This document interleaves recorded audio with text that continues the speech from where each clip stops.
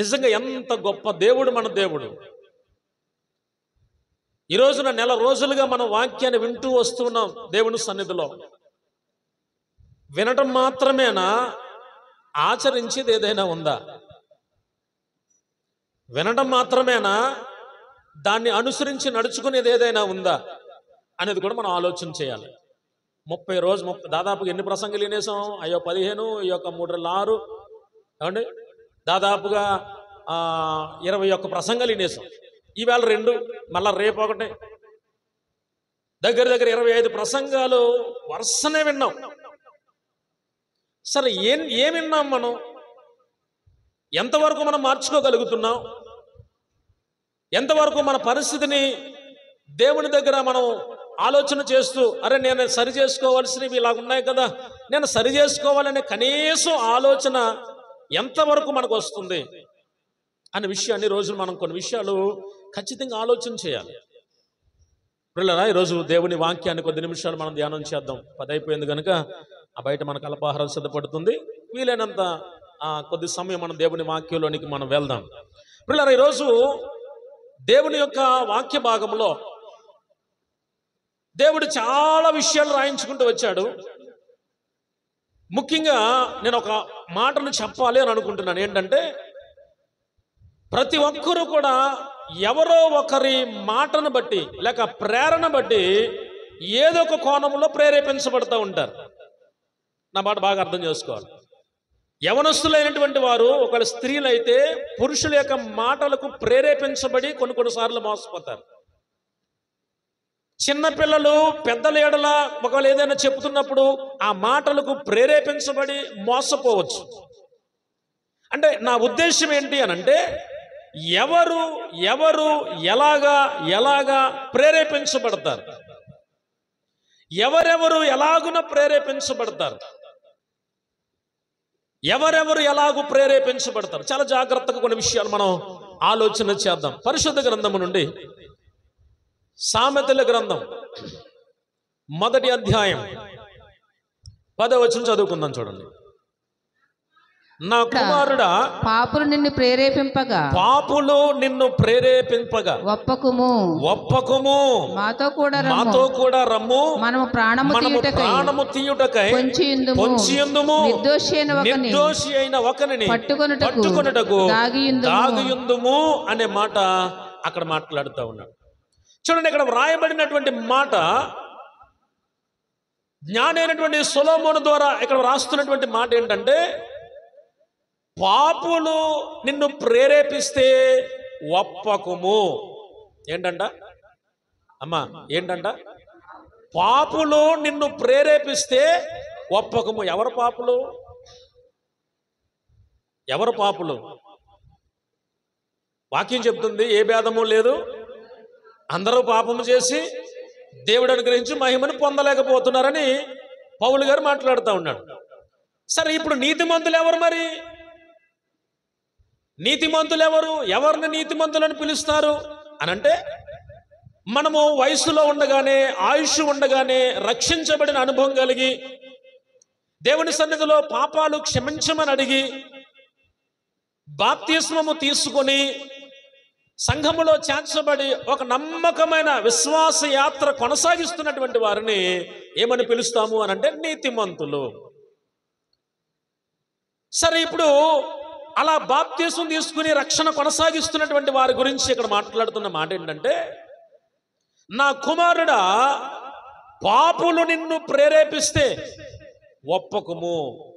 ఇప్పుడు మంచి ఏదో చెడేదో తెలియని అంత అమాయకమైనటువంటి ప్రజలైతే నేడు దినాల్లో లేరు.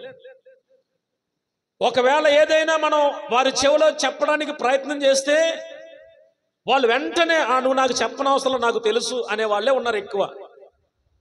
కాబట్టి ఇలాంటి పరిస్థితుల్లో పాపులు ఒకవేళ నిన్ను ప్రేరేపిస్తే ఒప్పకము అనే మాట అక్కడ మాట్లాడుతూ ఉన్నాడు.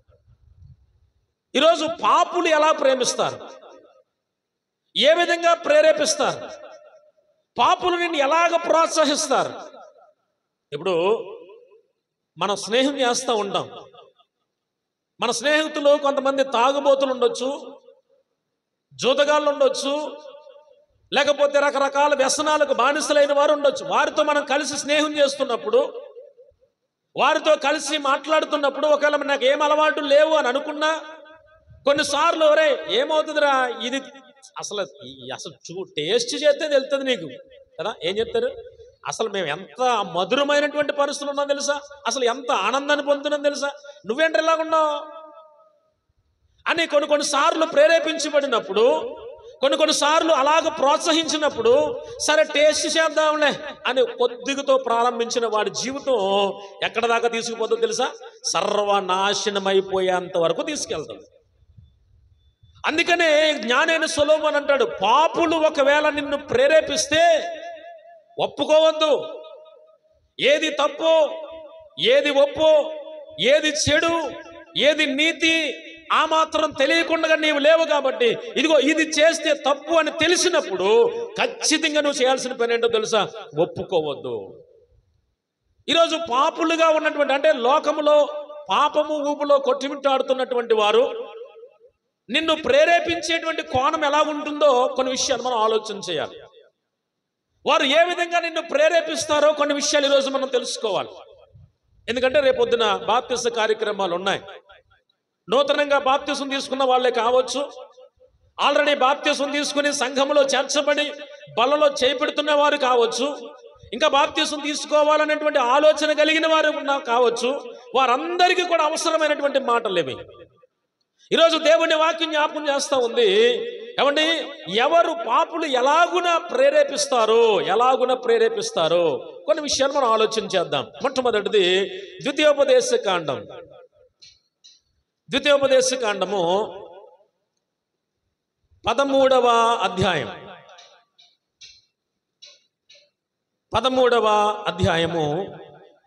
5వ వచనాన్ని చదవమ్మా. నీవు నడవవలనని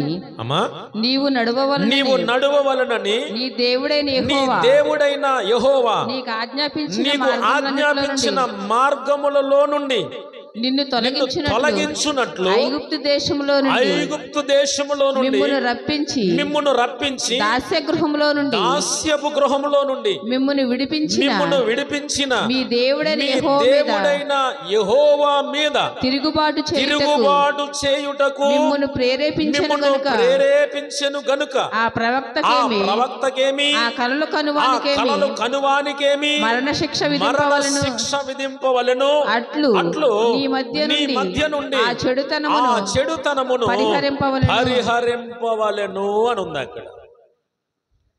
పిల్లరా, ద్వితీయోపదేశ కాండములో మోషే ద్వారా మాట్లాడుతున్నటువంటి మాట, మీ దేవుడైన యెహోవా ఏం చేశాడయ్యా అనంటే, దాస్యపు గృహము అనగా బానిసత్వములో మగ్గిపోతున్నటువంటి ఐగుప్తు దేశములో నుండి మిమ్ములను రప్పించినటువంటి మీ దేవుడైన యెహోవా మాట మీరు వినాలి. ఒకవేళ ఆనాడు ఇశ్రాయేలు ప్రజలు ఫరో కింద బానిసలుగా బ్రతికారు వాళ్ళు. నేటి క్రైస్తవ సంఘం పాపం అనేటువంటి బానిసత్వంలో నుంచి తీసుకుని వస్తా ఉన్నాడు దేవుడు. పాపం అనేటువంటి బానిసత్వములుగా ఉన్నారు, పాపానికి బానిసలుగా ఉన్నారు, పాపానికి లోనైపోయిన వారుగా ఉన్నారు, పాపంలో నుండి బయటికి రాలేనటువంటి వారుగా ఉన్నారు. ఆనాడు ఇశ్రాయేలు ప్రజలేమో ఐగుప్తు దేశంలో ఫరో కింద బానిసత్వం బ్రతుకుతూ మగ్గిపోయారు. వారిని దేవుడు విడిపించాడు. ఇప్పుడు మారు మనస్సు పొంది రక్షించబడడానికి ఒక అడుగు ముందుకేసిన వారితో మాట్లాడుతున్న మాట ఏంటో తెలుసా, ఇదిగో మీరు పాపం అనేటువంటి బానిసత్వంలో నుండి మీరు ఏమయ్యారు తెలుసు, ఇప్పుడు విడిపించబడ్డారు. ఇప్పుడు విడిపించబడినటువంటి మీరు ఏం చేయాలి అన్నాడు, మీ దేవుడైన యెహోవా మీద మీరు ఏం చేస్తున్నారు అనంటే, తిరుగుబాటు చేయుటకు మిమ్మును ప్రేరేపించెను గనుక ఆ ప్రవక్తలేమి ఆ కలలు గను వారికేమి మరణ శిక్ష విధించండి. అంటే వీళ్ళందరూ ఎవరు ఒకే కుటుంబం. ఇప్పుడు నేను చాలాసార్లు అంటాను కదా, మనం అందరం ఎవరమని చెప్తాను నేను. ఏమండి, మన ప్రస్తుతానికి ఇంటి పేర్లు వేరైనా, మన రంగులు వేరైనా, మన హైటు వెయిట్ వేరైనా, మనందరం ఎవరమని చెప్తాను, ఒక కుటుంబం. సంఘము అంటే ఒక కుటుంబం. ఇప్పుడు సంఘములో ఒక కుటుంబముగా ఉండవలసిన ఈ ప్రజలు ఆ ప్రజలందరినీ దేవుడు ఆ బానిస గృహంలో నుండి రప్పించి వారిని జాగ్రత్తగా నడిపిస్తూ 40 సంవత్సరాలు వారిని పోషిస్తుంటే అందులోనే కొంతమంది తిరుగుబాటు చేశారంట. అందులోనే కొంతమంది దేవునికి వ్యతిరేకంగా మాట్లాడారట. అందులోనే మరికొంతమంది రకరకాలైనటువంటి అబద్ధ ప్రవక్తలు బయలుదేరారంట. అందులోనే రకరకాలైనటువంటి కలలుగనేవారు ఉన్నారంట.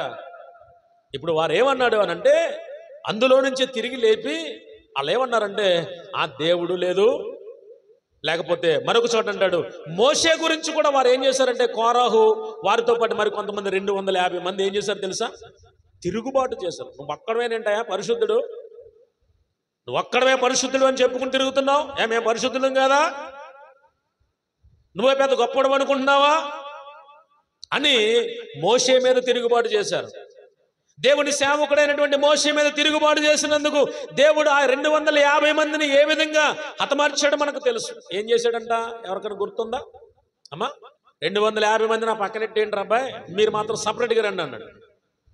సపరేట్గా రండి అనగానే మొత్తం ఆ 250 కుటుంబాలను పక్కనెట్టేసి వాళ్ళు ఎక్కడైతే నిలబడ్డారో నిలబడిన స్థలం ఒక్కసారిగా భూకంపం నెరవిడిచి మొత్తం 250 మందిని లోపల తీసిపోయింది.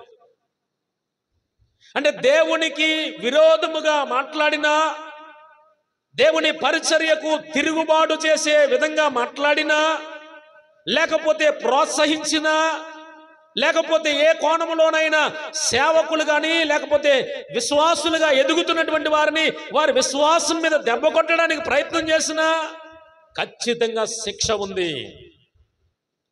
ఖచ్చితంగా శిక్ష ఉంది.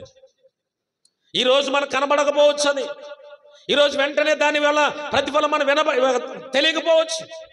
కానీ ఇక్కడ ఒక మాట చెప్తున్నాడు ఆయన, తిరుగుబాటు చేయడానికి ప్రేరేపించినటువంటి వారి గురించి మాట్లాడుతూ ఉన్నాడు. అలాంటి వారిని, అలాంటి పాపుల జోలికి నువ్వు వెళ్ళొద్దు. పాపులు ఏం చేస్తారంటే, మొట్టమొదటిది తిరుగుబాటు చేసే మనస్తత్వం నేర్పుతారట. ఏం నేర్పుతారు? తిరుగుబాటు చేసే మనస్తత్వం నేర్పుతారు. ఇప్పుడు వీడు చేయడు, చేసేవాడిని చేయనివాడు. వీడు సహకరించడు, సహకరించేవాడిని సహకరించనివాడు. వీడు పాల్గొనడు, పాల్గొనేవాడిని పాల్గొననివాడు. వీడు ఏ కోణంలోనూ ఏ రకంగానూ ఏమి చేయడు, చేసి వాళ్ళకి అందరికీ ఆటంకంగా ఉంటారు. అప్పుడు ఎలాంటి వాళ్ళు ఏమనాలి? తిరుగుబాటు చేసేవారు. ఎవరిలో? ఇశ్రాయేలు సర్వ సమాజంలో ఉన్నటువంటి వారే. ఇశ్రాయేలు సర్వ సమాజంలో ఉన్నటువంటి వారే. వారిలోనే కొంతమంది లేచి మేము ప్రవక్తలం అన్నారు. కొంతమంది లేచి మాకు కల వచ్చింది, రాత్రి కల వచ్చింది, దేవుడు నాతో దర్శనమిచ్చాడు, నాతో మాట్లాడాడని వాడి ఇష్టం వచ్చిన కళ వాడు చెప్తున్నాడు, వీడికి ఇష్టం వచ్చిన మాట వీడు చెప్తున్నాడు. ఇలాంటి వారిని చూసి అన్నాడు, ఇదిగో తిరుగుబాటు చేసే వారిని. అలా ఏం చేస్తారంటే, పాపులు ఏం చేస్తారయ్యా అనంటే, పాపులు ఏ విధంగా ప్రేరేపిస్తారు అనంటే, మొట్టమొదటిగా పాపులు తిరుగుబాటు చేయడానికి ప్రేరేపిస్తారు. ఇక రెండో విషయం జ్ఞాపకం చేస్తాను. రాజుల మొదటి గ్రంథం 21వ అధ్యాయం 21వ అధ్యాయము 25వ వచనాన్ని మనం చదువుకుందాం. చూడండి. తన భార్య అయిన యెజబెలు ప్రేరేపణ చేత యెహోవా దృష్టికి కీడు చేయ తన్ను తాను అమ్ముకొనిన ఆహాబు వంటి వాడు ఎవ్వడునూ లేడు. చూడండి, యెజబెలు అనేటువంటి ఒక భయంకరమైనటువంటి స్త్రీ ఉంది. యెజబెలు అనే దాని గురించి, ఆ స్త్రీ గురించి మాట్లాడాలంటే తర్వాత ఎప్పుడైనా ఆ సందర్భాన్ని నేను జ్ఞాపకం చేస్తాను. యెజబెలు గురించి ఉన్నటువంటి చెడ్డ లక్షణాలు. యెజబెలు ఏం చేసిందంటే, తన భర్తను ప్రేరేపించింది, తన భర్త కీడు చేయడానికి ప్రేరేపించింది, తన భర్తను పాడు చేయడానికి ప్రయత్నం చేసింది, తన భర్తకు లేనిపోని మాటలు ఎక్కేసింది. రకరకాలుగా పిల్లల తన భర్త యొక్క ఆహాబు యొక్క మనస్సును ఏం చేసిందంట? మార్చేసింది, పాడు చేసేసింది. ఇప్పుడు ఇక్కడ ఒక మాట చెప్తున్నాడు ఆయన, తన భార్య అయినటువంటి యెజబెలు ప్రేరణ చేత యెహోవా దృష్టికి కీడు చేయడానికి ప్రేరేపించబడ్డాడు. పిల్లల ఎవరెవరు ఎలాగూ ప్రేరేపిస్తారు అని అంటే, ఇక్కడ ఒక మాట చెప్పాడు. మొట్టమొదటిగా పాపులు తిరుగుబాటు చేయడానికి ప్రేరేపిస్తారు. రెండవది, పాపులు కీడు చేయడానికి ప్రేరేపిస్తారు. ఇప్పుడు ఈ యెజెబెలు అనే స్త్రీ ఏం చేసింది తెలుసా? తన భర్తతో చెప్పింది, ఎందుకు అలా ఉన్నావు, ఏం కావాలి నీకు, ఇలా చేసే ఏమవుతుంది, ఏమైనా ఉంటే నేను చూసుకుంటానులే. కొన్ని కుటుంబాల్లో స్త్రీ ప్రోత్సహిస్తే భర్త ఎంత పనైనా చేసేస్తాడు. కాబట్టి ఇక్కడ యెజెబెలు ఏం చేసింది అంటే తన భర్తను ఏమంటే కీడు చేయడానికి ప్రేరేపించింది. రెండవది, పాపులు ఏం చేస్తారు తెలుసా? కీడు చేయడానికి ప్రేరేపిస్తారు. మూడో విషయాన్ని జ్ఞాపకం చేస్తారు. మత్తయి శుభవార్త 14వ అధ్యాయం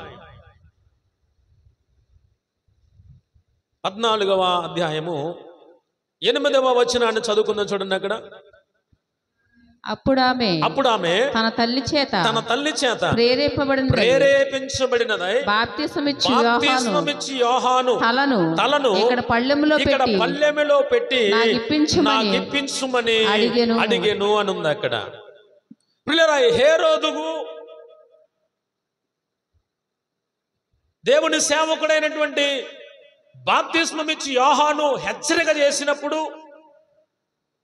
ఇప్పుడు ఇక్కడ ఒక మాట చెప్తున్నాడు. ఏమన్నది అనంటే తన తల్లి తన కుమార్తెకు ప్రేరేపిస్తుంది. ఏమని ప్రేరేపిస్తుందంటే, ఇదిగో నువ్వు చక్కగా నాట్యం చేయి, నాట్యం చేసిన తర్వాత ఇదిగో మీ నాన్నగారు ఇలాగ అడుగుతారు, నీకేం కావాలమ్మా అని అడుగుతాడు. అడిగినప్పుడు నాకేమి బంగారం కావాలంటే ఎంతైనా ఇవ్వగలడు, ఎందుకంటే రాజు కనుక. ఇప్పుడు ఆ తల్లి ఏం చెప్పిందంటే తన కుమార్తెకు, బంగారం కాదు, ఏం కాదు, నీకు ఏమొద్దు, ఏం కావాలంటే నేను చూసుకుంటాను. ఇదిగో బాప్తిస్మమిచ్చి యోహాను అనేవాడు ఉన్నాడు, చాలా భయంకరంగా మాట్లాడాడు. అతను మాట్లాడిన మాట నాకు బాగా గుర్తుండిపోయింది. అసలు అతను భూమి మీద ఉండకూడదు.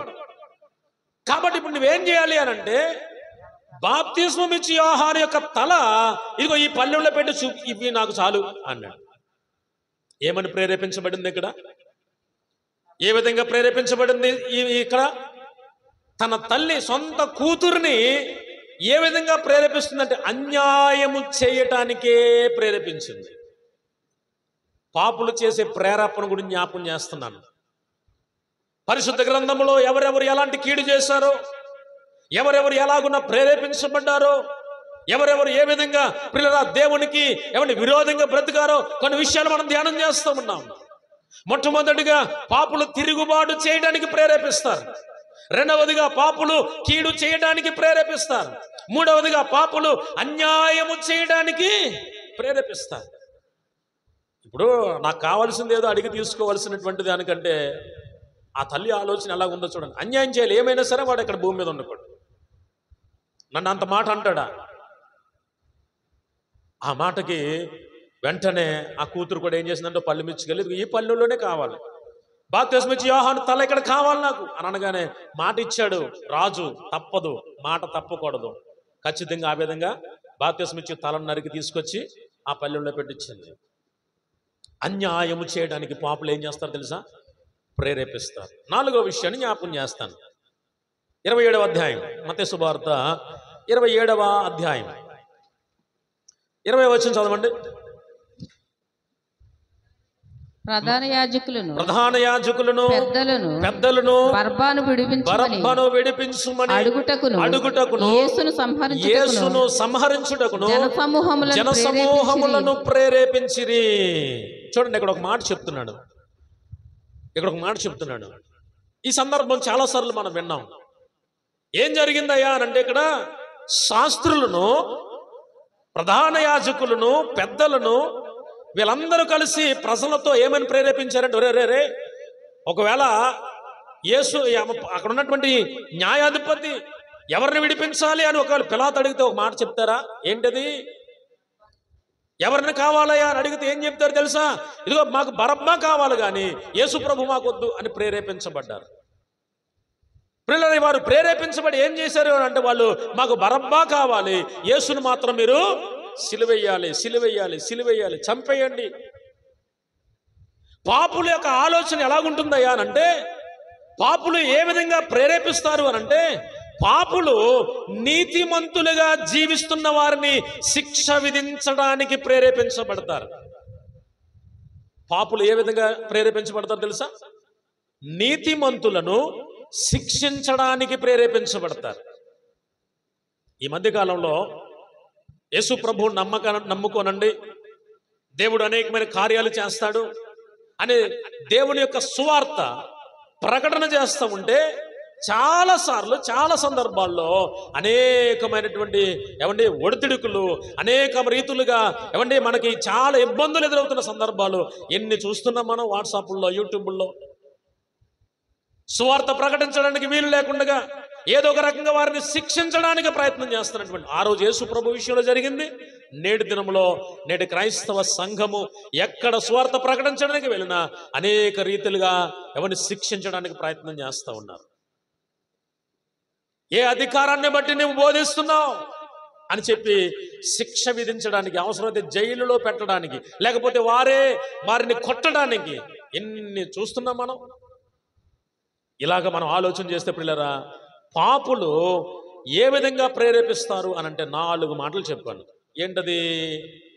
1, తిరుగుబాటు చేయడానికి ప్రేరేపిస్తారు. 2వది, కీడు చేయడానికి ప్రేరేపిస్తారు. 3వది, అన్యాయము చేయడానికి ప్రేరేపిస్తారు. 4వది, నీతిమంతులను శిక్షించడానికి ప్రేరేపిస్తారు. సరే, ఇప్పుడు ఇది పాపులు చేసే పని. ఇక మనకు ప్రధానమైనటువంటి విరోధి అక్కడ ఉన్నాడు. ఎవరు? సాతాను.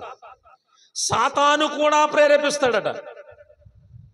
సాతాను ప్రేరేపిస్తే ఏం చేస్తాడో కొన్ని విషయాలు మనం చూద్దాం. చూడండి ఒకసారి సాతాను ఏ విధంగా ప్రేరేపిస్తాడో. దినవృత్తాంతముల మొదటి గ్రంథం 21వ అధ్యాయం 21వ అధ్యాయము మొదటి వచనం చదవండమ్మా. తరువాత సాతాను ఇశ్రాయేలునకు విరోధముగా లేచి ఇశ్రాయేలీయులను లెక్కించుటకు దావీదును ప్రేరేపించగా. సాతాను ఏ విధంగా ప్రేరేపిస్తాడో చూడండి. ఇంతకు ముందు ఎవరు ప్రేరేపిస్తారు? అమ్మా ఇక్కడే ఉన్నారా? దేవునికి స్తోత్రం. పిల్లలు ఇక్కడ చూడండి, ఇంతకు ముందు 4 సందర్భాల్లో కూడా పాపులైనటువంటి వారు దేవుని నమ్మిన వారి విషయంలో ఎలాగున ప్రేరేపిస్తారో 4 విషయాలు మనం ధ్యానం చేస్తాం. ఇప్పుడు సాతానుడు అనేవాడు ఉన్నాడు కదా, సాతానుడు ప్రేరేపిస్తే ఏం చేస్తాడో కొన్ని విషయాలు ఇక్కడ జ్ఞాపకం చేస్తున్నాం. అక్కడ అన్నాడు, సాతాను ఇశ్రాయేలీయులకు విరోధముగా లేచాడంట. లేచి ఇశ్రాయేలీయులను లెక్కించడానికి ఎవరిని ప్రేరేపించాడంట? దావీదును ప్రేరేపించాడంట. దావీదు ఎవరు అమ్మా? ఇశ్రాయేల్ పరిపాలన చేసే రాజులలో 2వ రాజు. మొదటి రాజు ఎవరు? సౌలు. 2వ రాజు దావీదు. 3వ రాజు సొలొమోను. సరే, దావీదు గురించి దేవుడు ఎలాంటి సాక్ష్యం ఇచ్చాడు? అనంటే దావీదు నా హృదయానుసారుడు అని సాక్ష్యం ఇచ్చాడు. ఇప్పుడు ఆ దావీదునంట ఎవరు ప్రేరేపించారు? ఇప్పుడు సాతానుడు ప్రేరేపించాడంట. చూడండి, సాతాను ప్రేరేపించడానికి ఎంతటి వారినైనా వాడు లొంగ తీసుకోవటానికి వాడికి కొంత బలం ఉంది. బలం లేదని చెప్పడానికి వీల్లేదు. వాడికి బలం ఉంది. ఖచ్చితంగా ఏ రకంగానైనా సరే ప్రేరేపించడానికి వాడు ప్రయత్నం చేస్తాడు. ఇప్పుడు ఇక్కడ చేసిన పని ఏంటంటే, సాతాను ఇశ్రాయేలీయులకు విరోధంగా లేచి పిల్లల దావీదును ప్రేరేపించినప్పుడు ఇంతకు ఏం చేశాడు? రాజా, అసలు నువ్వు ఇంత గొప్పోడు అయి ఉండి ఇప్పుడు ప్రవక్త అవసరమా లెక్కెట్టడానికి? నీకన్నా గొప్పడా ప్రవక్త? నీకన్నా గొప్పడు అంటావా? నువ్వు అసలు ఏంటి? నువ్వు రాజు అయ్యా. నువ్వు కూర్చోమంటే కూర్చోవాలి, లేవమంటే లేవాలి, లెక్కటమంటే లెక్కట, ఏం చెప్పమంటో చెప్పు అని వెనకాల ఉన్న వాళ్ళందరూ డప్పు కొట్టేశారు. ఈ డప్పు కొట్టేటప్పటికి ఆటోమేటిక్గా మనోడు బాగా ఉబ్బిపోయి గర్వం వచ్చేస్తుంది. సాతానుడు కనుక ప్రేరేపిస్తే ఏమొస్తుంది తెలుసా? గర్వం వస్తుంది. నేను కాబట్టి ఎంత బాగా పాడగలను, నేను కాబట్టి ఎంత బాగా ప్రార్థన చేయగలను, నేను కాబట్టి ఎంత చక్కగా వాక్యం చెప్పగలను, నేను కాబట్టి నేను ప్రార్థన చేస్తే నేను అనే అహాన్ని తీసుకొచ్చేది ఎవడు అని అంటే సాతాను. అందుకని చాలా సందర్భాల్లో అమ్మ మనం ప్రార్థన చేద్దాం అని ఒకరికొకరు మనం ప్రార్థన చేసుకుంటున్నాం తప్ప మనము ఎవరి వల్ల హెచ్చింపు అనేది ఎక్కడ మన దగ్గర కనబడడానికి వీల్లేదు. ఒకవేళ అలా హెచ్చించుకుంటే వారు ఎవరి సంతానం అని చెప్పొచ్చు? సాతాను సంతానం. కాబట్టి ఇక్కడ సాతాను గనక మనల్ని ప్రేరేపిస్తే ఏం చేస్తాడయ్యా అనంటే సాతాను మొట్టమొదటిగా గర్వించడానికి ప్రేరేపిస్తాడు. అలా గర్వపడి పడిపోయిన వాళ్ళు చాలా మంది ఉన్నారు. గర్వమునకు లోనై కుటుంబాలు విచ్ఛిన్నం చేసుకున్న వాళ్ళు చాలా మంది ఉన్నారు. గర్విష్ఠులుగా వెళ్ళి నాకేంట్లే అని హెచ్చించుకొని కుటుంబాలు నాశనం అయిపోయిన వాళ్ళు ఉన్నారు.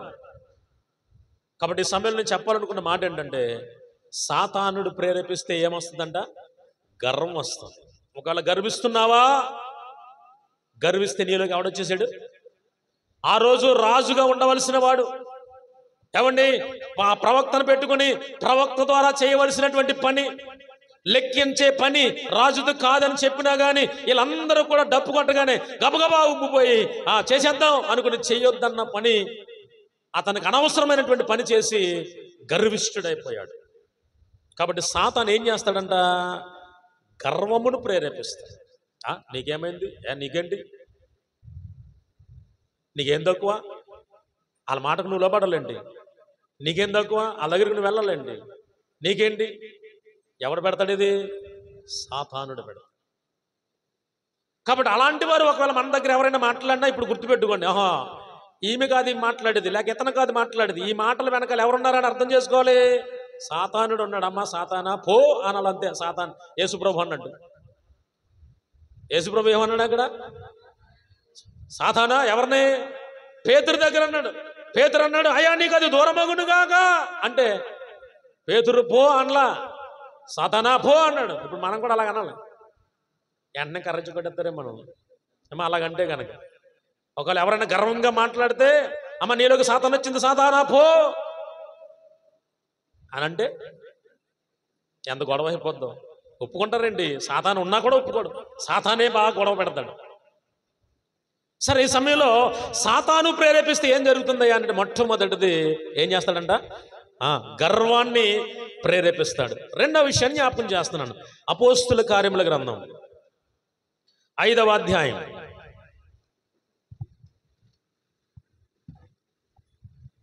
3వ వచనం చదవమ్మా. అప్పుడు పేతురు అననీయ నీ భూమి వెలలో కొంత దాచుకొని పరిశుద్ధాత్మను మోసపుచ్చుటకు సాతాను ఎందుకు నీ హృదయమును ప్రేరేపించెను? ఎవరు అడుగుతున్నారు? పేతురు గారు అడుగుతున్నారు. ఎవరిని? అననీయను సప్పీరా భార్యాభర్తలిద్దరు. మొన్న కూడా 14వ రోజు వచ్చిన దేవుని సేవకులు కూడా ఈ విషయాన్ని ఎత్తారు. ఏంటంటే వాళ్ళ భూమిని అమ్ముకున్నారు. అమ్ముకుని కొంత ఇంటికాడ దాచుకున్నారు. వాస్తవానికి అంత ఇమ్మని అక్కడ చెప్పబడలేదు. కానీ ఒకవేళ వీరికి అవసరం అనుకో ఏం చేయాలి? ఇద్దరు కనుక్కుని పేతురు గారి దగ్గరికి వెళ్ళి అయ్యా నేను ఇంతకు అమ్మాను, నాకు ఇంత అవసరం, లేదా నాకు అప్పులు ఉన్నాయి, నాకేదో బాధలు ఉన్నాయి, నేను ఎంత ఇవ్వగలను అని చెప్పుకుంటే అది వేరేగా ఉండు. కానీ ఇంటికాడ ఇద్దరు ఏం చేశారు? కుమ్మక్కయ్యారు. ఇంటి దగ్గర ఇద్దరు ఏం చేశారు? ఒక మాట మీదకి వచ్చేసారు. అమ్మాయి ఇంతకు అమ్మాం కదా, కానీ ఎంత అని చెప్పొద్దే, ఎంత అని చెప్పు. ఇద్దరు ఒక మాట మీదకి వచ్చేసారు. ఎంత అని చెప్పాల్సిందే. అక్కడ ఏమైనా ఇవ్వాలని రూల్ ఉందండి? అయ్యా ఇదిగో నేను అమ్ముకున్నాను, నాకు కొద్దిగా అవసరం ఉంది, కొంత ఇవ్వగలుగుతున్నాను అంటే అక్కడితో గొడవ వదిలిపోయేది. అక్కడ ఎలా జరగడం అది వేరే విషయం. కానీ ఇక్కడ జరిగిన సంఘటన ఏంటంటే సాతానంట వారిలోనికి దూరి ఏం చేశాడంట చూడండి. అప్పుడు పేతురు అననీయ నీ భూమి వెలలో కొంత దాచుకొని పరిశుద్ధాత్మను మోసపుచ్చుటకు సాతాను ఎందుకు నీ హృదయమును ప్రేరేపించెను? ఏం చేశాడంట సాతాను? అమ్మా ఏం చేశాడంట? మోసం చేయడానికి ప్రేరేపిస్తాడు. మోసం చేయడానికి ప్రేరేపిస్తాడు. సాతానుడి యొక్క రెండవ లక్షణం వాడు మోసగాడు, అబద్ధికుడు. ఇప్పుడు వాడు ఏం చేస్తాడు తెలుసా? మోసం చేయడానికి ప్రేరేపిస్తాడు. సాతానుడు చేసే రెండవ పని. ఇప్పుడు ఈ అననీయ సప్ఫీరలో దూరిపోయాడు. ఇందాక దావీదును ప్రేరేపించినట్లు అననీయ సప్ఫీరలోకి దూరిపోయి ఎలా దాచుకుందాం, ఎలా చేసుకుందాం అనేది మొత్తం మీద అనుకున్నారు. ఏమంటే వారు మొత్తానికే చెడిపోయారు. ఇక్కడ మనం ఆలోచన చేస్తే మనలో ఉన్నటువంటి మన మాటలు లేక మన ఆలోచనలు సాతానుకి ఎలా కనబడుతున్నాయి?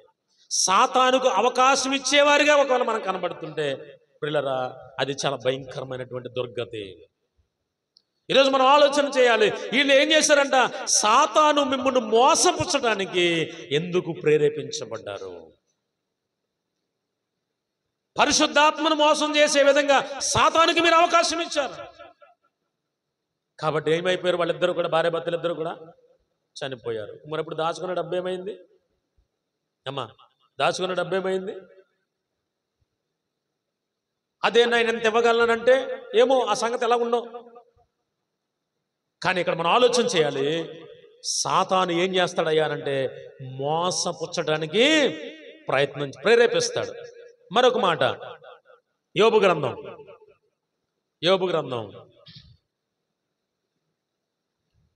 2వ అధ్యాయం. యోబు గ్రంథము 2వ అధ్యాయము 3వ వచనం చదవమ్మా. అందుకు యెహోవా నీవు నా సేవకుడైన యోబు సంగతి ఆలోచించితివా? అతడు యథార్థవర్తనుడును న్యాయవంతుడును దేవుని యందు భయభక్తులు కలిగి చెడుతనము విసర్జించిన వాడు భూమి మీద అతని వంటి వాడు ఎవడును లేడు.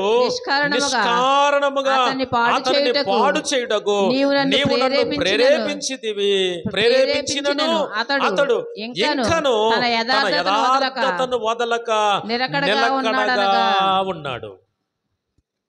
సాతానుడి యొక్క 3వ ఆలోచన. సాతాను ఎలాంటి ఆలోచన కలిగి ఉంటాడు అనంటే, మొట్టమొదటిగా సాతానుడు ఏం చేస్తాడయ్యా అంటే గర్వించడానికి ప్రేరేపిస్తాడు. రెండవది, సాతానుడు మోసపుచ్చడానికి ప్రేరేపిస్తాడు. ఇక 3వది ఏం చేస్తాడయ్యా అనంటే సాతానుడు పాడు చేయడానికి ప్రేరేపిస్తాడు. పిల్లల యోబు సంగతిని మనం ఆలోచన చేస్తే, ఈ దేవదూతలందరూ కలిసి కూడుకునేటువంటి ఒక రోజు వచ్చినప్పుడు సాతానుడు కూడా దేవుని దగ్గరికి వెళ్ళాడంట. అయ్యా ఎక్కడి నుంచి వచ్చావు సాతానా అని అంటే, సాతాను అన్నాడు, నేను అటు ఇటు తిరుగుతూ వచ్చాను అన్నాడు. సరే, భూమి మీద నా సేవకుడు ఉన్నాడు యోబు సంగతి యోచించితివా అని అంటే అంటాడు, యోచించి తిని. ఆడు ఊరకనే నీ ఎంత భయభక్తులు నిలుపుతున్నాడు అనుకుంటున్నావా? ఊరకనే నీతిమంతుడిగా బతికేస్తాడు అనుకుంటున్నావా? అతడు ఏం పని చేస్తున్నాడో ఆ పనంతట్లో కూడా నీవు కంచి వేశావు. అతడు చేతి పనుల మీద నీవు కంచి వేశావు. అందుకనే ఏదో ఉంటున్నాళ్లే. ఒకవేళ యథార్థవంతుడు నువ్వు అనుకుంటున్నావు, ఒకవేళ ప్రభువా ఒక్క అవకాశమి, ఆ కంచి తీసి నాకు అవకాశమి, నేను వాడిని పాడు చేసి చూస్తాను. పాడు చేసిన మరుక్షణంలో అంటాడు, ఏమంటాడు? దేవుడా ఏమన్నా, దేవుడు నాకు అన్యాయం చేశాడనే మాట నేను అనిపిస్తాను అని. ఏమండి, దేవునితోనే మాట్లాడుతున్నాడు ఇక్కడ సాతాను. ఆ మాట అనగానే వీళ్ళు జరిగిన సంఘటన ఏంటో తెలుసా? సరే చూడు, అతని ప్రాణం మీదకి నేను నీకు హాని ప్రాణంకి హాని అవ్వడానికి నీకు అవకాశం ఇవ్వడు, కానీ మిగతాది ఏం చేస్తావో చెయ్యి అన్నాడు. సరే వెళ్ళివాడు గబగబా ఒక్క రోజులోనే తన 10 మంది సంతానాన్ని చంపేశాడు. తనకున్నటువంటి పశువులన్నిటినీ చంపేశాడు. తనకున్న యావదాస్తిని కోల్పోయాడు. ఆఖరికి తన శరీరము కూడా ఏమంటే ఏమైపోయింది? భయంకరమైనటువంటి దురదలో గజ్జి, భయంకరమైనటువంటి ఏమంటే ఆ రసి కారుతుంటే భయంకరమైన దుర్గంధం, దుర్వాసన. ఒక్క రోజులోనే మొత్తం సర్వం కోల్పోయాడండి. ఇప్పుడు అలాంటప్పుడు మనం ఏం చేస్తాం చెప్పండి? అయ్యా ఎంత గొప్ప దేవుడు నాయన, నీ మాట చాలయ్యా, నీ చూపు చాలయ్యా అంటమా? అమ్మా ఏమంటాం చెప్పండి? మనమైతే ఏమంటాం చెప్పండి? అంటారా? అబ్బే అస్సలు ఇక్కడికి వచ్చినందుకే నాకు ఈ శ్రమ వచ్చేసింది, అసలు దేవుడు లేదు, ఏమీ లేదు, అసలు ఈ దేవుడు అసలు ఏమి చేయట్లేదు అనే స్థాయిలో దేవుని దూషించే విధంగా వెళ్ళిపోతాం. కానీ ఇక్కడ ఏం జరిగింది తెలుసా? ఇప్పుడు అన్నాడు, నిష్కారణంగా నువ్వు నన్ను ప్రేరేపించావు, అతన్ని పాడు చేయడానికి ప్రేరేపించావు. ఆ మాటలో భావం ఏంటి అనంటే, సాతాను యొక్క ఆలోచన ఎలా ఉంటుంది అనంటే, పాడు చేయటమే వాడి ఆలోచన. ఒక కుటుంబం సంరక్షించబడి క్షేమంగా ఉండి మారు మనసు పొంది అందరూ ఐకమత్యంగా ఉండడం దేవుని చిత్తం. ఆ కుటుంబములో గొడవలు పెట్టి విడిపోవటం సాతాను ఆలోచన. అర్థమవుతుందా? భార్యాభర్తలు కలిసి ఉండడం దేవుని చిత్తం. వారు కలిసి గర్భఫలాల ద్వారా విస్తరించబడడం దేవుని ఆలోచన, దేవుని సంకల్పం. కానీ ఆ కుటుంబంలో విచ్ఛిన్నం చేసి భార్య మీద భర్తకి, భర్త మీద భార్యకి మనస్పర్ధలు వచ్చి కుటుంబాలు విడిపోయేలాగా చేసే పని ఎవరిది అంటే సాతానుడు. వాడి ప్రేరేపణ అది.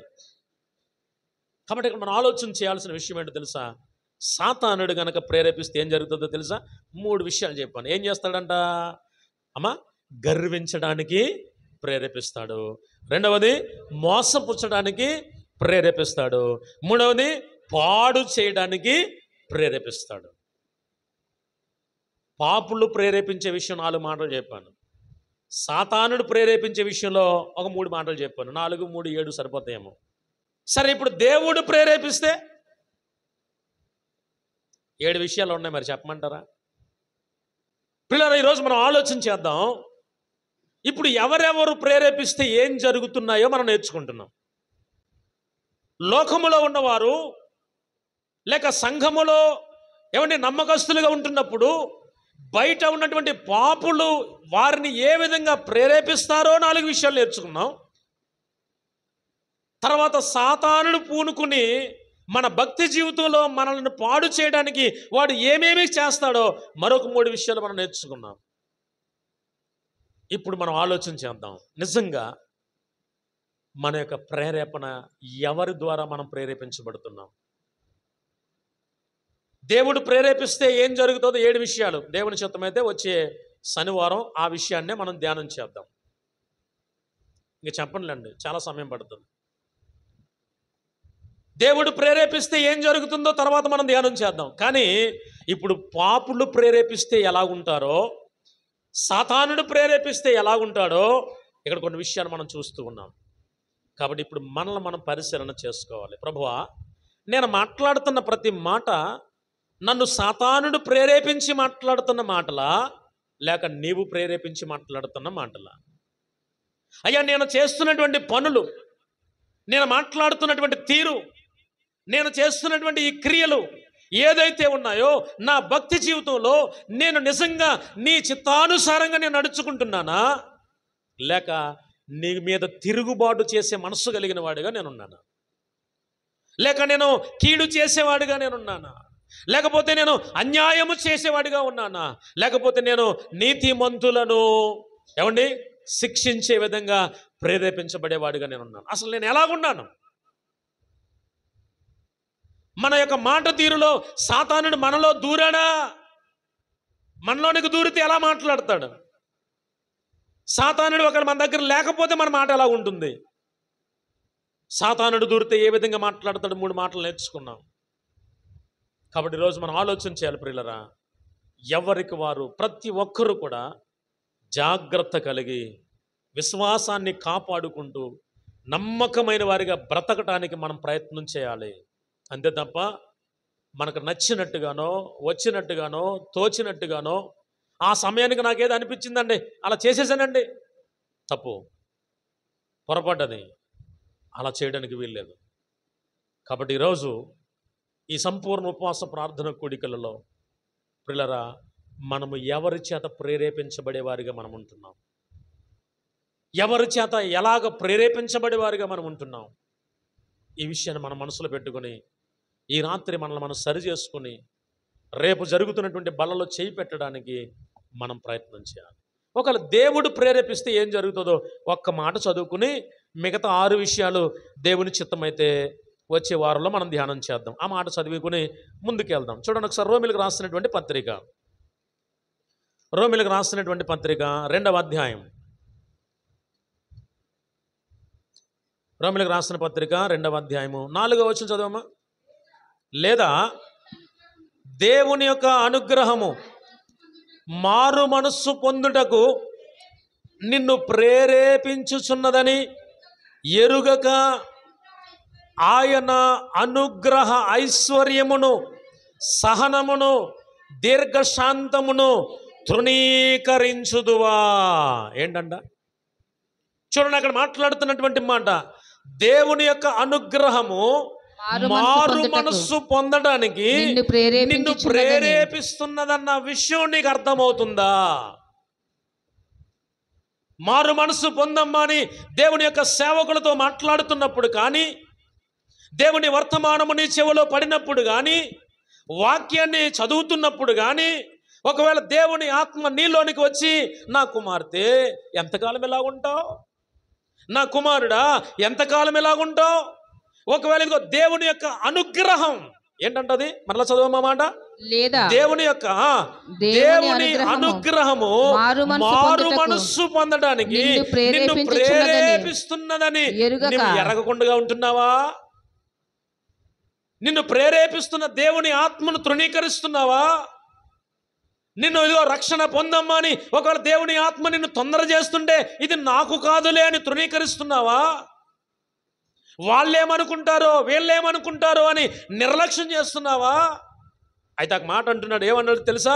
అనుగ్రహ ఐశ్వర్యమును పిల్లరా ఒకవేళ ప్రేరేపిస్తున్నదని నీవు ఎరగక ఆయన అనుగ్రహ ఐశ్వర్యమును పిల్లరా సహనమును దీర్ఘశాంతమును తృణీకరించుదువా.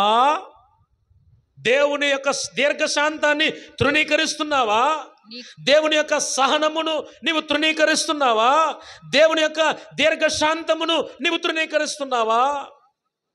తృణీకరిస్తే ఏం జరుగుతుంది అమ్మా? తృణీకరిస్తే ఏం జరుగుతుంది? ఇప్పుడు మన పిల్లల్లో ఒరే రారా అన్నం పెడతాను రారా, ఒరే రారా అన్నం పెడతాను రారా అంటే కొన్నిసార్లు పిల్లలు రారు. ఒరే టైం అవుతుందిరా రారా తొందరగా రారా, చాలా పనులు ఉన్నాయి. చిన్న పిల్లలతో ఈడేం చేస్తాడు తెలుసా? అటో గంతు ఇటో గంతు వేసి తినడం. ఇప్పుడు అలాగ ఆడుకునే వాళ్ళు లేరులేండి, మా చిన్నతనం సంగతి చెప్తున్నాను. ఇప్పుడు అలాగ ఆడుకునే వాళ్ళు లేరు. ఇప్పుడు ఆడికి అన్నం పెట్టాలంటే ఫోన్ ఇస్తే చాలా ఆడే వచ్చి కూర్చుంటాడు, కదలడం మెదలడం. ఇంక ఆ టైంలో ఏం చేసేవారంటే ఇటు ఎంతసేపు కేకేసి తినిపిద్దామన్నా రాకపోతే ఇంక ఈవిడికి సిరాకు వచ్చి చేకడిగేసుకుంటుంది. కాసేపుడికి అమ్మ ఆకలేస్తుంది అన్నం పెట్టు అంటాడు.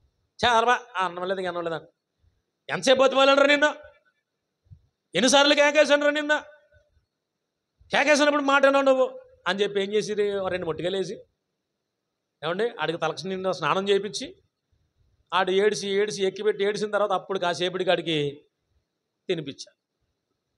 ఇప్పుడు దేవుని యొక్క అనుగ్రహ ఐశ్వర్యమును, ఆయన సహనమును, ఆయన దీర్ఘశాంతమును ఈ రోజు కనుక మనం తృణీకరిస్తే రేపొద్దున ఆ పిల్లోడికి ముట్టుకాయలు పడ్డట్టే మనకు కూడా ముట్టుకాయలు ఉంటాయి. ఆ పిల్లోడిని ఏ విధంగా గద్దించి శిక్షించి పెట్టామో రేపొద్దున మనకు కూడా గద్దించి శిక్షించి మనం అడిగింది ఇస్తాడు. ఈరోజు మనం ఏమనుకుంటామంటే శిలువ మీద దొంగలకు అప్పటికప్పుడు క్షమాపణ అడిగితే సరిపోద్ది. శిలువ మీద దొంగ రక్షణ పొందలేదా, అలాగ అప్పటికప్పుడు అడిగేద్దాం అని అనుకుంటాం. అసలు మన ఊపిరి ఎంత అండి, మన ఊపిరి ఎంత? అలా తీసి అలాగ ఆగిలోకి ఆగిందంటే అయిపోయినట్టే పరిస్థితి. ఇంకా అలాంటి అవకాశం ఉంటుందంటారా మనకి? అప్పటికప్పుడు వెళ్ళి ప్రభువా శిలువ మీద దొంగని ఎలాగైతే కాపాడేసో నన్ను కూడా అలా కాపాడే. మరి ఏం చేసావు ఉన్నంతకాలం? ఈరోజు మనం ఆలోచన చేయాలి ప్రియులరా, నువ్వు ఎవరి చేత ప్రేరేపించబడుతున్నావు? నువ్వు ఎవరి ద్వారా నువ్వు ప్రేరేపించబడుతున్నావు? పాపుల చేత ప్రేరేపించబడుతున్నావా? సాతాను చేత ప్రేరేపించబడుతున్నావా? ఇదిగో లేక దేవుని ఆత్మ చేత నీవు ప్రేరేపించబడుతున్నావా? ఆలోచన చేసి దేవుని యొక్క సన్నిధిలో మార్పు చెందడానికి, మారు మనస్సు పొందడానికి, రక్షణ పొందడానికి ఒక చక్కటి తీర్మానం తీసుకుని విశ్వాసయాత్ర కొనసాగించడానికి ప్రయత్నం చేద్దాం.